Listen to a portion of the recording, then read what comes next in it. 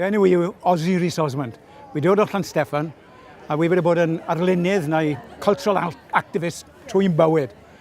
Fi'n falch iawn i derbyn y fraint heddi i gael y brawdoliaeth 100 dyddys, y prifysgol Drindod Dewi Sant. Mae'n golygu gymaint i fi fel rhywbeth sy'n cynrychioli neu dweud rhywbeth am fy mywyd heb fi yn gwneud unrhyw ymdrech o gwbl. So, yn un ffordd, mae ddim fel rhywbeth ti wedi mod amcan i gael. Mae jyst dod fel tipyn bach o sioc o bobl sy'n gallu, wel, o mlynyddoedd edmygu'r gwaith i wedi wneud.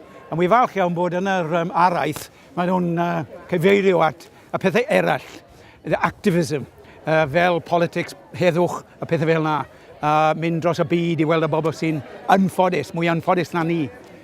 A dwi'n falch iawn hefyd achos y prifysgol hwn yn cynrychioli y holl cymuned.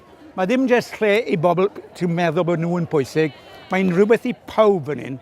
A wi wedi cael test fy hunan am bobl lleol, cymdogion, sydd wedi fallu colli'r cyfle yn y lle gyntaf yn yr ysgol, ond yn yr oesau hen hwyach, dod i prifysgol fel hyn yn cael y gradd, yn cael datblygu y potensial nhw. Hwna'n y peth pwysig.